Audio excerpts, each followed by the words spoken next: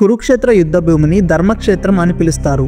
ఎందుకంటే ఇక్కడ ధర్మం అధర్మం కంటే ప్రబలంగా ఉంది. పాండవులకు అలాగే కౌరవులకు మధ్య యుద్ధం జరిగింది. రెండు వైపులా భారీ సైన్యాలున్నాయి. పాండవుల వైపు 7 అక్షహీనులు మరియు కౌరవుల వైపు 11 మంది ఉన్నారు. కురుక్షేత్ర యుద్ధ భూమిలో 21,000 రథాలు, 21,000 ఏనుగులు, 65,000 గుర్రాలు మరియు 109,000 దళాధిపతులతో కూడిన యుద్ధం ఇది.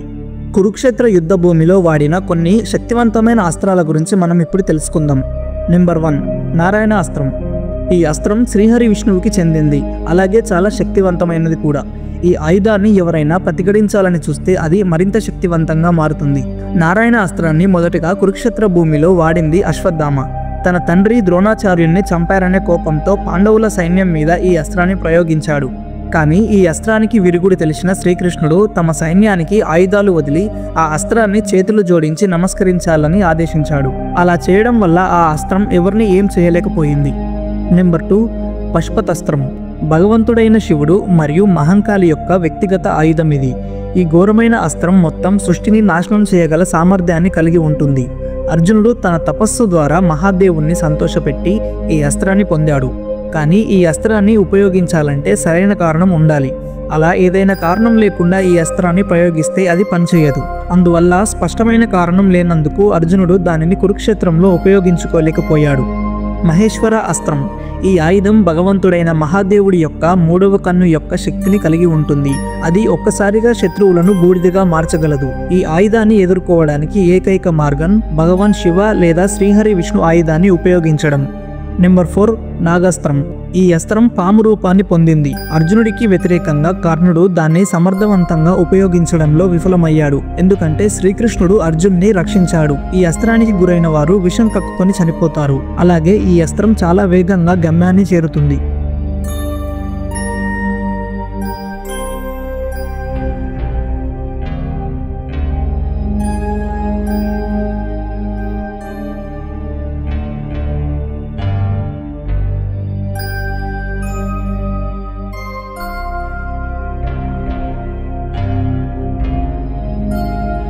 నెంబర్ 5 వాసవి శక్తి. ఇది దేవ ఇంద్రుని అస్త్రం మరియు ఇది ఎవరిపై ప్రయోగించబడిందో వాళ్ళు ఖచ్చితంగా చనిపోతారు. కర్ణుడు ఇంద్రుడికి తన కవచకుండరాలను ఇచ్చి వాటికి బదులుగా ఈ ఆయుధాన్ని పొందాడు. అతడు దానిని ఒక్కసారి మాత్రమే ఉపయోగించగలడు. కాబట్టి అతడు అర్జునుడి కోసం ఆ ఆయుధాన్ని ఉంచుకున్నాడు. కానీ భీముని కుమారుడైన ఘటోత్కచుడు కౌరవ సైన్యాన్ని చెల్లాచెదురుగా నాశనం చేస్తుండగా ఆ అస్త్రాన్ని ఘటోత్కచుడి కోసం ఉపయోగించవలసి వచ్చింది. బ్రహ్మాండ అస్త్రం. ఈ అస్త్రం కేవలం ద్రోణాచార్యుని దగ్గర మాత్రమే ఉంది. ఈ ఆయుధం మొత్తం బ్రహ్మాండాన్ని నాశనం చేసేంత శక్తివంతమైంది. ఇది బ్రహ్మ యొక్క 5 తలలను ఆయుధం యొక్క కొనగా మారుతుంది. ఇది బ్రహ్మాస్త్రం అలాగే బ్రహ్మశిర అస్త్రం రెండింటికన్నా శక్తివంతమైంది. ఈ అస్త్రాన్ని ఆపడానికి లేదా దాని నుండి తనను తాను రక్షించుకోవడానికి మార్గం లేదు. పాండవులు ధర్మం వైపు పోరాడుతున్నందుకు పాండవులపై దీన్ని ఉపయోగించవద్దని దేవతలు ద్రోణాచార్యుని కోరారు. బ్రహ్మశిర అస్త్రం. బ్రహ్మాస్త్రం కంటే 4 రెట్లు బలమైన ఆయుధం. ఈ అస్త్రాన్ని ఉపయోగించడం వల్ల వినాశనం తప్పదు. ఈ అస్త్రాన్ని ఉపయోగించిన ప్రాంతం 12 సంవత్సరాల పాటు నిర్మానుషంగా ఉంటుంది. అలాగే 12 ఏళ్లుగా వర్షం కురవకపోవడం వల్ల ఆ ప్రాంతం అంతా విషవాయువుతో నిండిపోతుంది. బ్రహ్మాస్త్రం. మానవ చరిత్రలో బ్రహ్మాస్త్రం అత్యంత ఘోరమైన ఆయుధమని పురాణాలు చెప్తున్నాయి. ఈ అస్త్రాన్ని అశ్వత్థామ పాండవుల మీద కోపంతో ద్రౌపది కడుపులో ఉన్న పాండవుల శిశువుపై ప్రయోగించాడు. ఈ అస్త్రం ఎప్పుడూ తన గమ్యాన్ని కోల్పోలేదు మరియు ఈ అస్త్రానికి వ్యతిరేకంగా వ్యక్తి లేదా సైన్యం నాశనం చేయబడుతుందని పురాణాలు హామీ ఇస్తున్నాయి.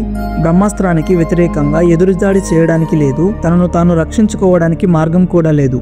సుదర్శన చక్రం. శ్రీకృష్ణుడి సుదర్శన చక్రం మరొక శక్తివంతమైన ఆయుధం. కానీ శ్రీకృష్ణుడు యుద్ధంలో పాల్గొన్నందుకు ఈ ఆయుధాన్ని తను కురుక్షేత్రంలో ఉపయోగించుకోలేకపోయాడు. అయితే శ్రీకృష్ణుడు శిశుపాలుని చంపడానికి సుదర్శన చక్రాన్ని ఉపయోగించాడు. మహాదేవుడి త్రిశూలం అలాగే సుదర్శన చక్రం 2 సమానమైన శక్తుల్ని కలిగి ఉంటాయి.